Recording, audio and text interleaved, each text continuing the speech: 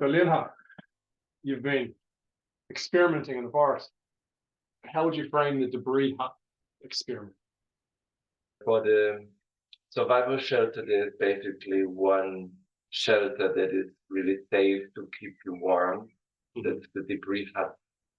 And what the debris hut basically is that it is consisting out of a long ridge pole that is very stable, so not rotten wood, but stable, strong wood that is at least like the diameter of your wrist.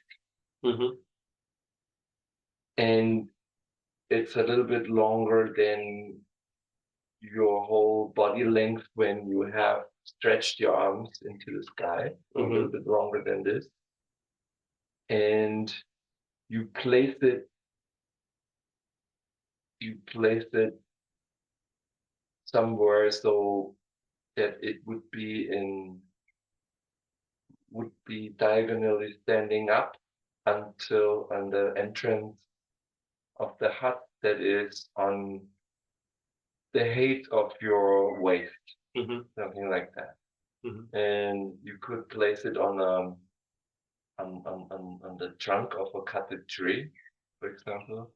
What I did is I used two other poles with a Y shape, and how could I say? I put them together and locked the long ridge pole so that I have like a triangle, and then search further sticks in nature and use like stones and trees that are very close to each other to cut them to prepare them for the right size, and then align them alternatively on both sides to each other, so that they are the skeleton of your hut. And then get yourself a rake from a branch that has also a Y shape and is stable, where you can like rake leaves and debris and whatever, pine needles, whatever you find together, and you at least build like 2 feet high debris on the complete skeleton. And yeah, I would say 2 feet in the summer and 3 to 4 feet in autumn and winter, if you want to be warm. And what I did additionally was building an entrance so that so that the opening gets smaller and there's less air exchange. So that's what I can recommend to make the entrance a little bit smaller. You can build some additional sticks there with like a sort of a roof building, and then you want to go really for the most driest and soft debris to stuff the hut from inside. And as I was in a pine forest, and here the leaves were really crunchy and edgy, and was not so comfortable to use that sort of debris for the inside. So I went to the next grass area and used like really long grass, stuffed the whole inside with lots of grass, because it has a lot of air inside the grass hump. So you have a lot of you want to make sure that you don't get in contact with the cold ground. Another thing is that I recommend is that in total you build the debris hut in a way so that the wind is not entering the debris hut, so that you make sure where is the wind coming from. It does not blow inside. It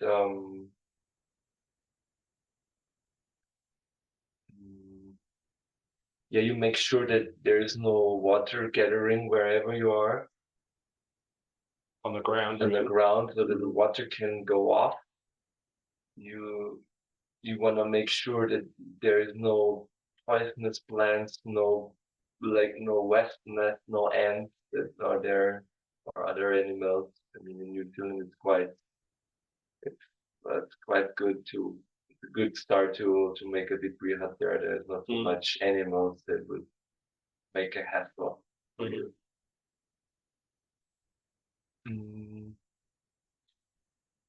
Yeah, so basically what you want is to create a lot of dead air space that you warm up with your body when you're inside. And, imagine it's a huge sleeping bag that you're building for yourself.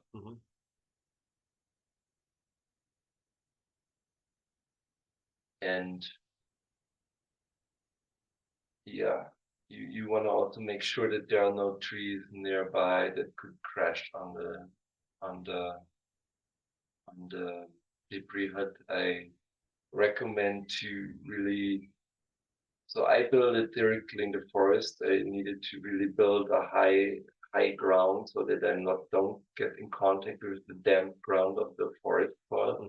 So actually, what I recommend more would be a place like in between outside and forest space, like the places that animals used to sleep, like deers. They have this transition places where they can sun enter and dry when it rains. Your hut, and there's usually also you're also it's easier to find the stuff that you need. You don't have these uncomfortable roots from trees, and you find mostly like a plain area where you have lots of space to build it, and it's not so damp. I would also recommend to not build such a shelter next to a water place. You see in this camping magazines, you see all these beautiful camping places with water and stuff, but that's not a good idea actually. Because the ground gets watery, and in the night it gets super cold. You lose a lot of warmth when the ground is cold through the wetness. Yeah, make sure it's really not wet on the ground. It's most important. And I took as a basic layer, I used really thin branches that are almost like a feather, that are not so comfortable to lie on, but that make a huge feathering effect and like build some space between me and the ground, and then put the soft stuff on top. Yeah, correct. Yeah. Cool. Thank you for that. That's really clear. I've got a really clear picture how that would go. And now I'm also curious to hear a bit about your experience of building, and especially being in the hut.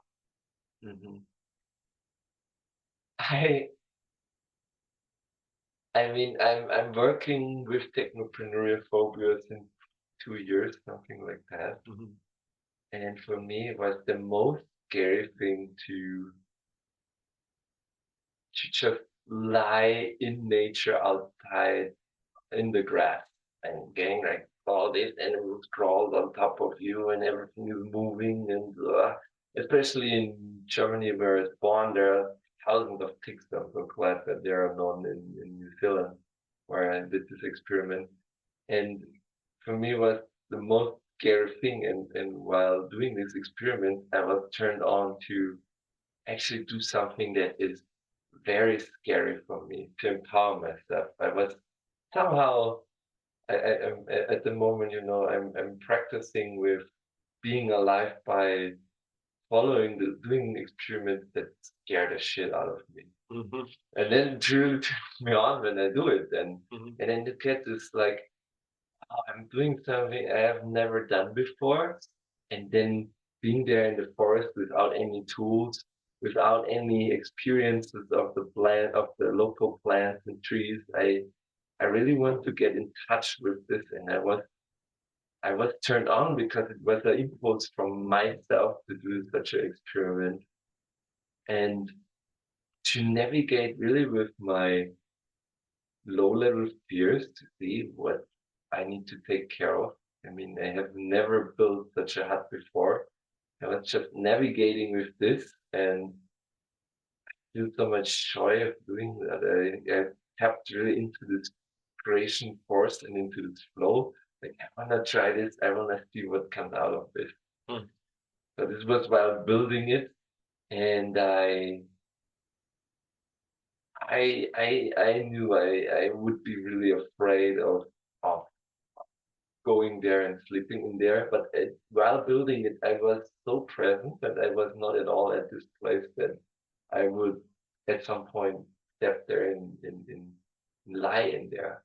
And by being all the time in the forest while building it already made like a transition into that I get used to be in nature, being around like plants and stuff touches me all the time Mm-hmm. while I work and do that thing. Then naturally already worked with this fear so that basically when the hut was ready and I laid in, it was actually not so scary. I mean, it was scary, but there was this joy that was bigger, this curiosity to excitement. And I have built this now. I want to now try it out. I want to see what works, what does not work, and get the feedback Mm-hmm. from what I created. And then actually I laid there and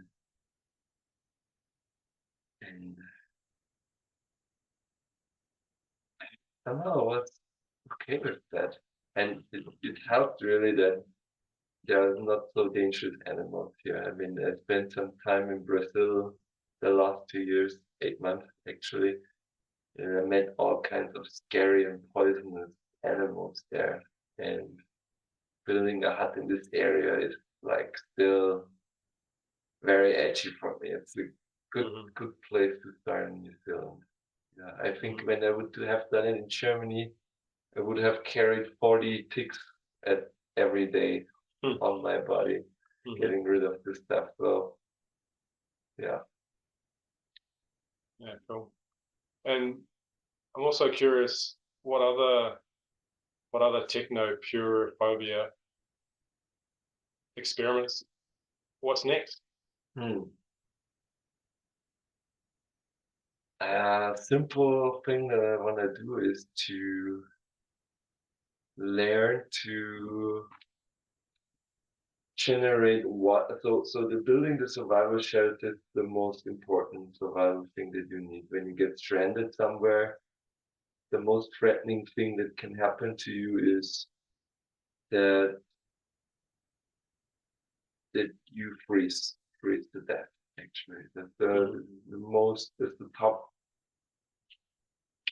the biggest threat when you get stranded in nature for survival. And next to that is actually next most important skill is to make fire. Mm-hmm. So I where I'm at currently is I can make fire myself, and my edge right now is here that when I make fire, I make sure that I have enough um, kindling stuff so that it will burn for sure. Mm-hmm. While to go really in that practice more in a way that I can do a fire without any additional tools, only with what I'm getting from nature, I would be able to build a bow to make a spark from the friction, from fast friction on the wood, and I would need to be able to source fire from a tiny spark. Because when you make all this effort and get it really work, you generate actually the spark. The least thing you would need to be really competent of getting a fire out of this, and that's not Mm-hmm. so easy for me at the moment. So what I would need to train is to reduce the amount of kindling fire and make with least as possible resources a fire and be really sure that it works. I already experimented with how do you call it again in the army that you make fire? Flint. A flint. With flint to great a spark, and I made already a fire like this, and it was difficult. It took me like 2 hours to get a fire from that. So I would need to practice more with that so that I can really make be really confident in making a fire with a bow. Next thing. And what's more easy, what is also what I want to experiment is to gather water. Water is also very important. So gathering water in nature is one of the 3 most important things. After that comes food, but water, you can last a long time without food, but the next thing you would need is something to drink. And there are some stuff I want to experiment with, like to collect dew with a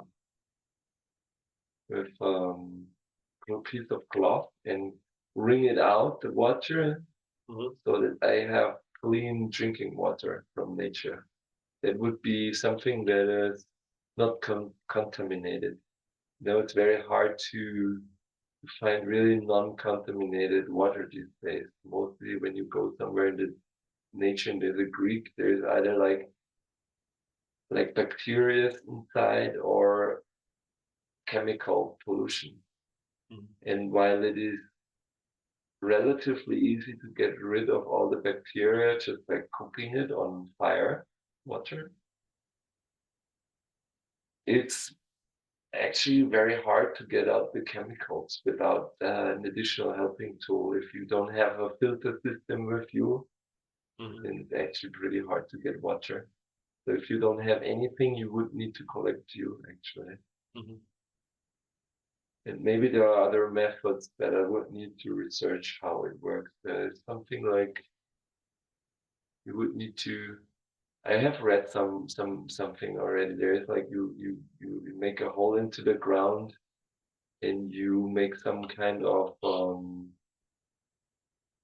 glass house effect with a plastic foil, and then you gather the condensed water and let it run into a container. There will also be possibility to create water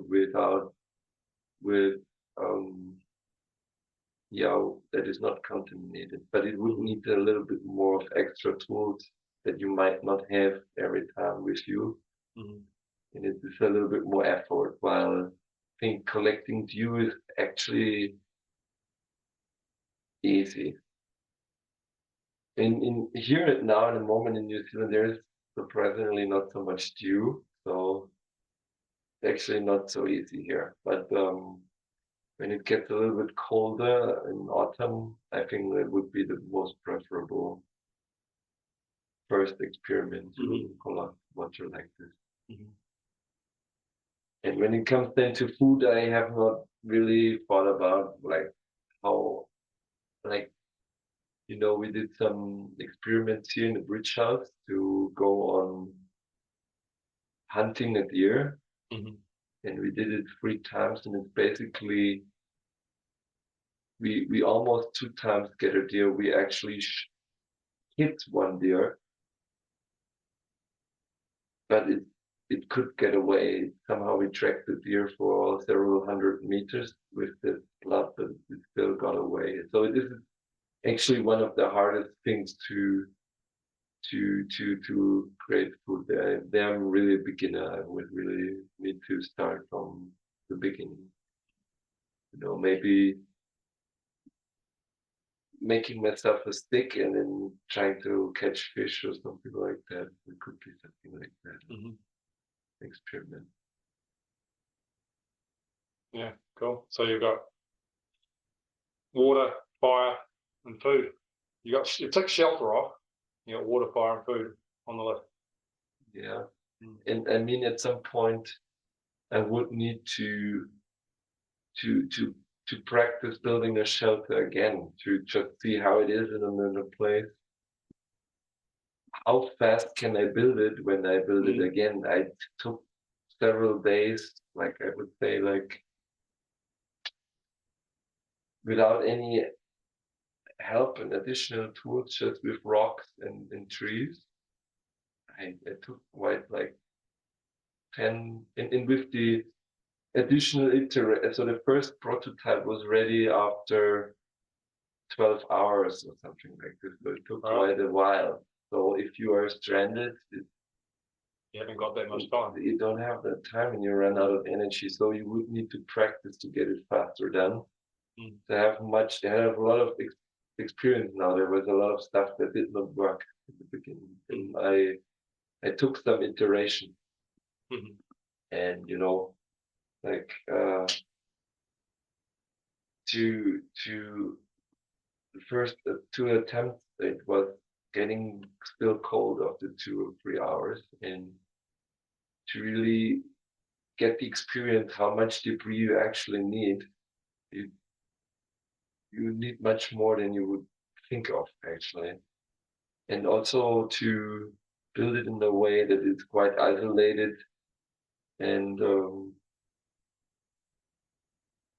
yeah, mosquitoes are already a pain in the ass. I had some in my first prototype. Somehow, for some reason, the mosquitoes did not enter there. I don't know why. I thought my purpose was to make as less air exchange to outside as possible, and with that I thought like I will be invisible to mosquitoes, and it worked. The first time it worked, but it still got too cold. I had to redesign it a little bit, and for some reason now mosquitoes enter the hut. Maybe because it's warmer. My guess it's warmer and it stays more warm, and for that it gets more visible again. But yeah, I don't know actually. It really puzzles me right now. We will have to would need to figure out how can there be less mosquitoes. You can do it somehow to build it less. When there is a lot of wind, then mosquitoes also not coming. So when you place it in a windy area, so that might help. And I experimented also with using plants that mosquitoes hate and built them around the shelter.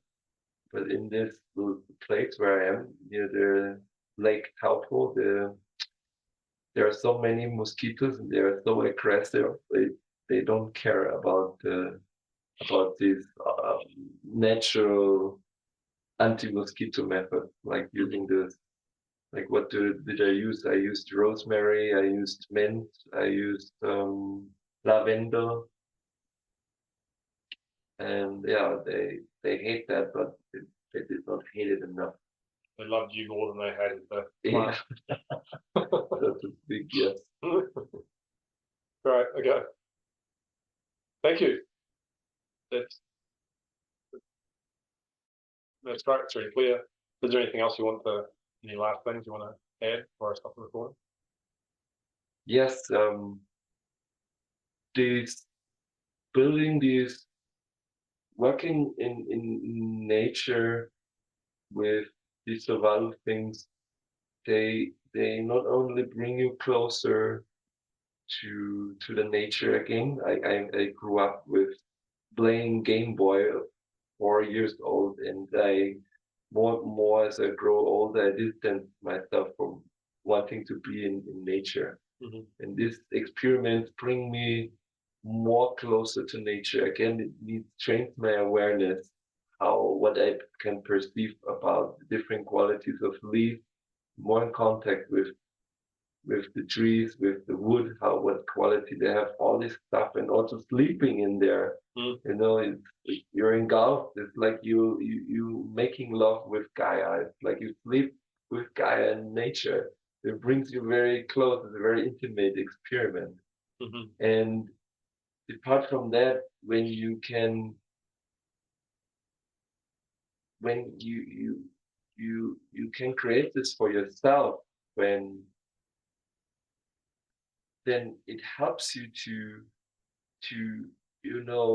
be more okay when, how can I say, the deep fears of not being able to survive without technology is so deep in us, and making this experiment heals these fears, and it not only gives you confidence to survive in extreme situations, but it's like that when you have fears of you cannot exist in the current system, you cannot exist patriarchy because you're so dependent on what it offers to you to be able to survive, then you can step.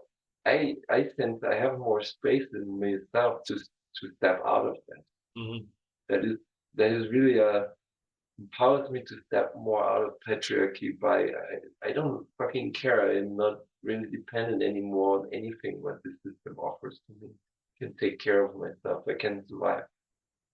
So I can make more bold moves in my life that would freak me out to do something that confronts other people, when I do these moves, that I no longer care what people that still are in the system think of me, or that I would need to conform or this kind of thing. So it really empowers me in that way. And so I can really recommend you to work with these so-called fears that are called Technopenuriaphobia, the fear without technology, to work with this yourself.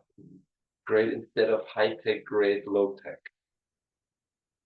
Yeah, create a debris hut and make bold moves. Yeah.